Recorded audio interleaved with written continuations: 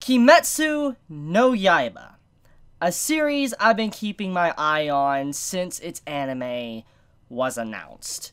It is a manga series that has been recommended to me quite often. Many have told me, Chibi, you need to sit down and you need to review the manga of this series because it's fantastic, it's right up your alley, and I want to be honest with you. I have owned Volume 1 for a while, and as I said what I would do for what I would watch for Spring of Anime 2019, I stated that I did read the first volume, and because of that, I know what to expect from the first episode. Now, I don't know anything else that happens after the first volume, but overall, it was a really unique or interesting start to a story. And so, I was already interested in the anime as soon as I read the first volume. Now, the first episode has finally come out. I got to sit down and watch it today, and I'm just going to be straight up with all of you. It's exactly what I expected. Amazing. One of the most anticipated series for this anime season. It finally came out.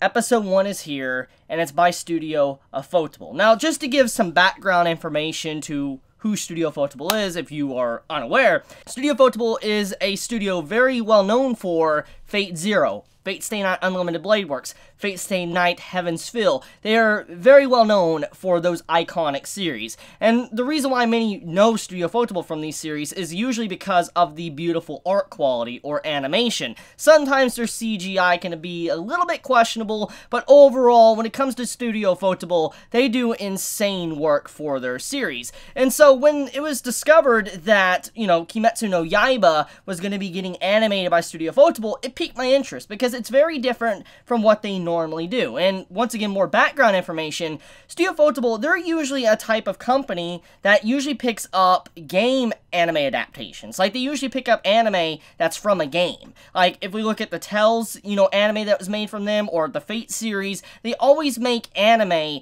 based from games. They never do it from, let's say, a manga, a light novel, etc., etc., and that's what makes this so unique. I don't know if Studio Ufotable has ever done anything else that's outside of, let's say, a game, but overall, I am pretty impressed with how Kimetsu no Yaiba Episode 1 turned out.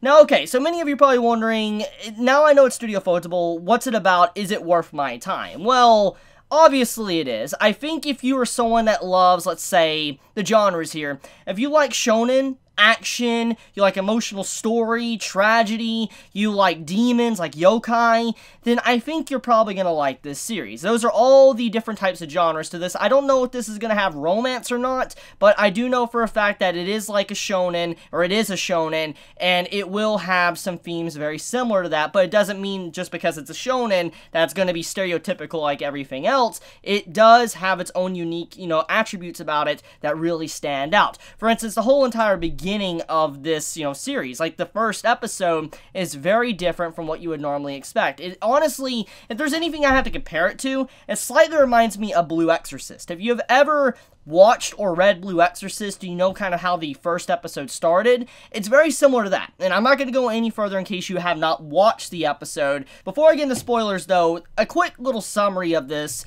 first episode, is that our MC, our main male character, is someone that is the breadwinner of the family. He has a bunch of family members that depend on him, look up to him, and he constantly, every single day, he usually has to go down the mountain and sell coal. He has to sell certain things just to be able to make money for the family can get by. He even states that, life isn't perfect. For instance, there is some trouble, there is some problems, but overall they are very happy, even with the struggle that they have sometimes. And so overall, this family, they have a very nice life. They're very happy together, even though it's obvious that the father has died a very long time ago. He is no longer there because he passed away. But it's a mother having a bunch of children, and, the main male character having to watch over his siblings and make sure they're A-OK.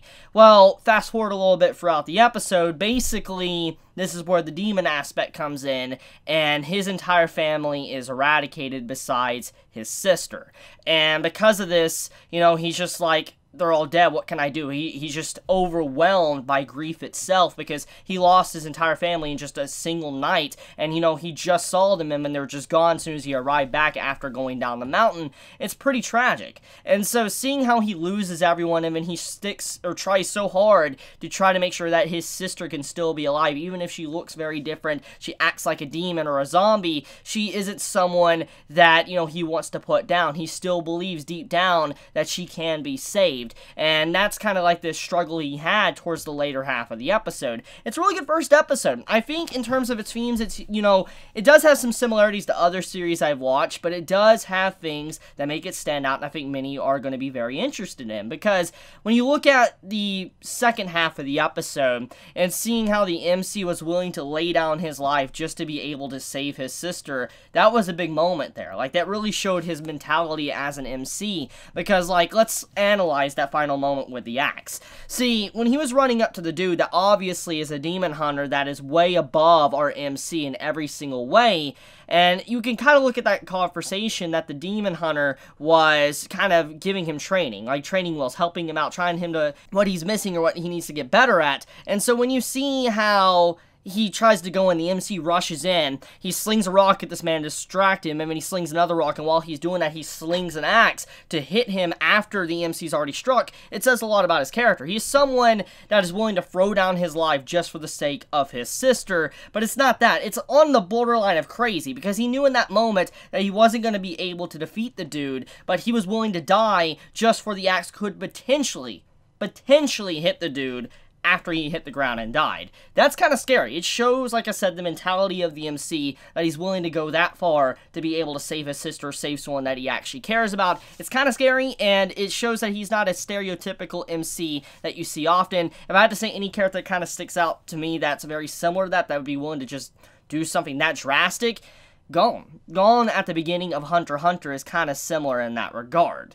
But okay, anyways, did I enjoy it? Well, obviously I did. It was a great first episode for a new spring anime. I'm glad to kind of kick off spring of anime with Kimetsu no Yaiba. I know a couple other shows came out, like Kono, or Yuno, or whatever it's called. I mean, I know Fruit Basket, which I've already watched all these. I just need to, you know, record my videos on it.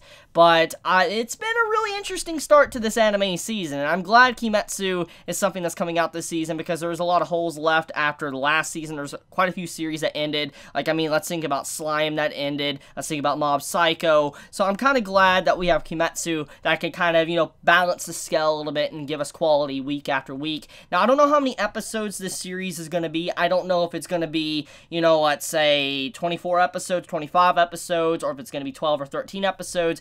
I have no idea. I mean, when it normally comes to Studio Ufotable and their track record of shows, usually they make a 12-episode run, and then they come back for a second half later on, like a couple of seasons later, like 2 cores later. That's usually what they do, but I don't know if that's the case with this, because I haven't really looked up to see how many episodes Kimetsu no Yaiba is going to be, and if anyone does have that information, you know, let me know in the comments below. Oh yeah, one last thing before I wrap up this video, though. I do want to talk about the art quality. Now, I know that is kind of obvious by now. When it comes to Studio Ufotable, usually you should expect, you know, some good art. That's what they're kind of known for at this point.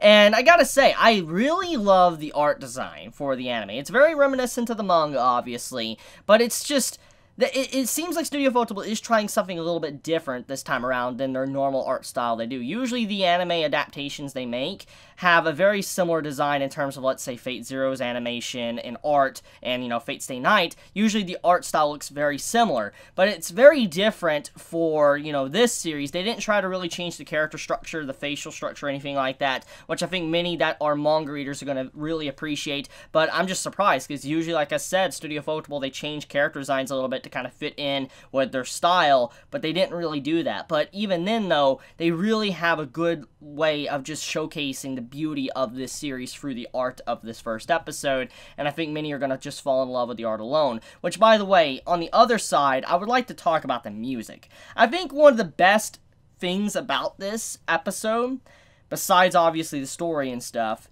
it's the music. I don't know who composed the music for this episode, or who is doing the music for this series, but the music is absolutely stunning. Like, it's truly probably the best part about this episode. I love it. It really fits the theme, especially the snow, and at the end of the episode when you see the camera pan out through the trees and go above and you see the mountains and the view and all that. The music in some of these scenes is so beautiful that it just fits the tone perfectly, and I think that, you know, once again, Studio Ufotable has another wonderful series on their hands, and we, as watchers, have another wonderful series on our hands. But yeah, that's pretty much it. That's my first impressions of one of the new shows from Spring of Anime 2019, and like I said, if you have yet to watch it, go watch it. You're probably going to like it, and it'll definitely be a good series for Saturday every single week. So with that, I love you guys. You have a wonderful, wonderful day or night wherever you live. Please be safe, stay healthy. If you enjoy my content, you know, please subscribe. If you like this video, please leave a like. And with that, Chibi out.